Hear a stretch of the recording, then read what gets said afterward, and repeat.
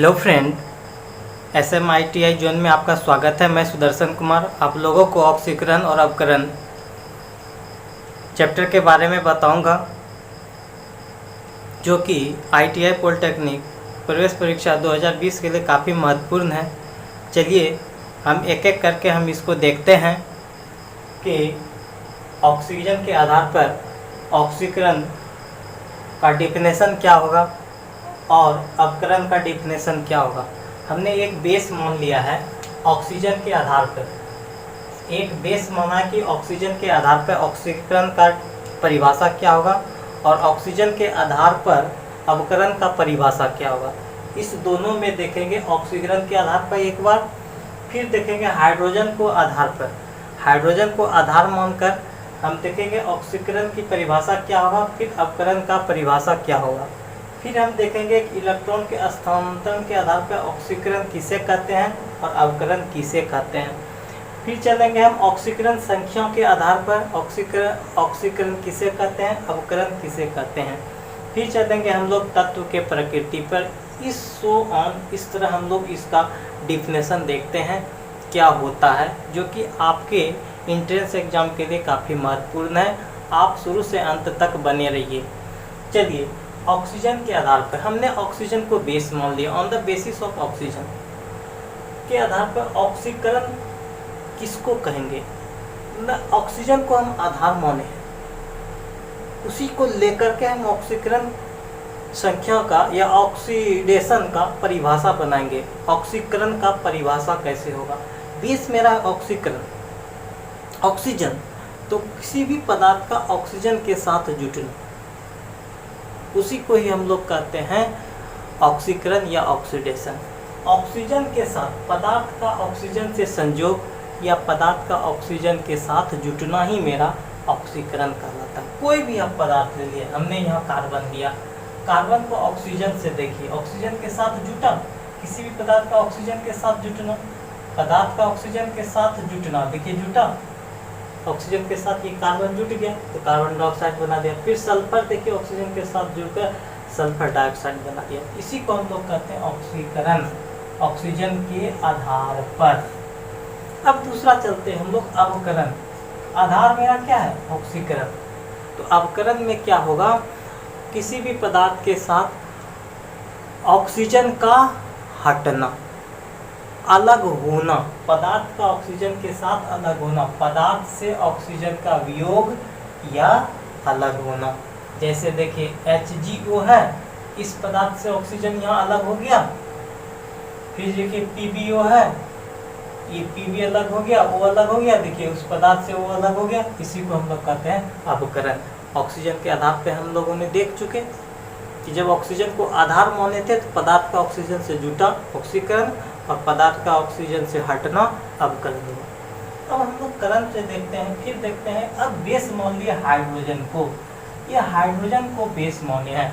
Hydrogen के आधार पे हम ऑक्सीकरण किसको कहेंगे और अवकरण किसको कहेंगे। किसी भी पदार्थ के साथ ऑक्सीकरण को देख रहे हैं, हाइड्रोजन को बेस माने, किसी भी पदार्थ के साथ हाइड्रोजन का अलग होना ऑक्सीकरण। जब हाइड्रोजन को बेस माने, देखिए पदार्थ से H2 का वियोग यानी कि C2H6 है, इससे हाइड्रोजन का वियोग हुआ, हाइड्रोजन का अलग होना हुआ। यहाँ पे 6 हाइड्रोजन है, जबकि अलग होके 2 अलग हो गया, अलग हो गया। फिर अवकरण में क्या होगा, हाइड्रोजन के साथ, पदार्थ का हाइड्रोजन के साथ मिलना या संयोग होना। देखिए इसी को अगर हम पलट करके लिख दे, ये दोनों को लिखे, ये हुआ मिला, ये बनाया C2H6 बनाया, इसी को हम लोग कहेंगे अवकरण। ठीक है। अब हम बेस मान ले इलेक्ट्रॉन के स्थानांतरण। इलेक्ट्रॉन के स्थानांतरण मतलब इलेक्ट्रॉन को त्यागने वाला या ग्रहण करने वाले, एक स्थान से दूसरे स्थान ट्रांसफर करने वाले, उसको आधार मान करके। आपको पता है कि ऑक्सीकरण किसको कहेंगे। ऑक्सीकरण में क्या होता है कि कोई भी इलेक्ट्रॉन का वो क्या करेगा, त्याग करेगा। ठीक है, उसी को ऑक्सीकरण कहेंगे। और अवकरण में क्या होगा कि इलेक्ट्रॉनों को वो ग्रहण करेगा, यानी किसी से लेगा। क्लियर। अब देखिए इसी में देखिए इलेक्ट्रॉन के स्थानांतरण, पदार्थ का इलेक्ट्रॉन का त्याग करता है, पदार्थ इलेक्ट्रॉन का त्याग करेगा, वो जो त्याग करेगा वो ऑक्सीकरण, और अवकरण पदार्थ का इलेक्ट्रॉन का ग्रहण करेगा। अब देखिए आप ऐसे भी समझिए, सोडियम क्या करता है, एक इलेक्ट्रॉन को त्याग किया, इसीलिए इस पे पॉजिटिव ऑक्सीकरण।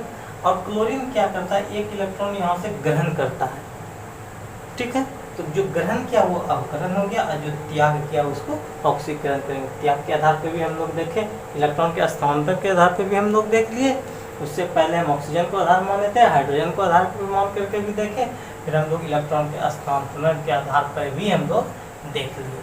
अब चलते हैं ऑक्सीकरण संख्या के आधार पर। ऑक्सीकरण संख्या के आधार पर, ऑक्सीडेशन नंबर के आधार पर क्या होता है, तो ऑक्सीकरण में क्या होगा, जब हम ऑक्सीडेशन नंबर को आधार मानेंगे तो उसमें क्या होगा, ऑक्सीजन की संख्या, ऑक्सीकरण पदार्थ के ऑक्सीकरण संख्या में वृद्धि होगा। ऑक्सीडेशन नंबर में वृद्धि होगा, किसमें, ऑक्सीकरण में।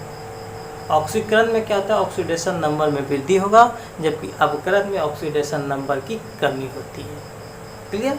जैसे एज फॉर एग्जांपल देखिए, हम आगे इसका चर्चा करेंगे, इस पर न्यूमेरिकल भी देंगे बहुत सारा, वो इम्पोर्टेंट है आपके एग्जाम के लिए। जैसे कि Na क्या होता है, कोई भी ये स्वतंत्र अवस्था में जब रहेगा तो इस पे उपस्थित चार्ज होता है 0। आगे हम बताएंगे, अभी आप ऐसे भरभली जान लीजिए कि Na पे जब कुछ नहीं है तो 0 चार्ज है। अब देखिए जब ये 0 चार्ज है, अब इधर पे आके देखिए प्लस हो गया, तो क्या ये 0 से 1 की ओर जो गया ये बढ़ा, ऑक्सीकरण संख्या में वृद्धि हुआ, कितना, 0 से 1। जो यही वृद्धि हो रहा है ऑक्सीकरण संख्या में, इसी को हम लोग कहते हैं ऑक्सीकरण। ऑक्सीकरण संख्या में वृद्धि होना ही ऑक्सीकरण कहलाता है, और ऑक्सीकरण संख्या में कमी ही अवकरण मेरा कहलाता है। जैसे अब यहाँ पे देखिए ये 0 से -1 की ओर हो गया, तो ये कमी हो गया, इसलिए इसमें अवकरण कहेंगे। ऑक्सीकरण संख्या के आधार पर भी हम लोगों ने देख लिए ऑक्सीडेशन और रिडक्शन का डिफिनेशन। अब चलते हैं तत्व के प्रकृति पर। तत्व का प्रकृति, उस तत्व का प्रकृति कैसा है, इसके आधार पर हम देखते हैं। तो ऑक्सीकरण में क्या होता है, विद्युत ऋणात्मक मूलकों में वृद्धि होगा, जाहिर सी बात है, या धनात्मक मूलकों की में कमी होगा। हम आपको एक छोटा सा एग्जांपल देते हैं तत्व की प्रकृति में। मान लीजिए Na लीजिए, Na का आप इलेक्ट्रॉनिक विन्यास कीजिए, आप खुद समझ लीजिएगा। इसका 11 होता है ना, यहाँ पर रखेंगे क्या, 2 8 1, ठीक।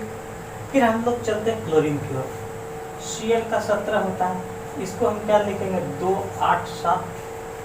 आप क्रम से देखिए इसको, 2 8 7 हो गया। अब देखिए हमने लिखा विद्युत ऋणात्मक मूलकों में वृद्धि, ये क्या करेगा, क्लोरीन अपना बाहरी कक्षा पूर्ण करने के लिए, यानी अक्रिय गैस की तरह संरचना बनाने के लिए ये क्या करता है, किसी से एक इलेक्ट्रॉन लिया, तो अब देखिए इसके पास 8 हो गया, और ये इसको दिया तो इसके पास कमी हो गया।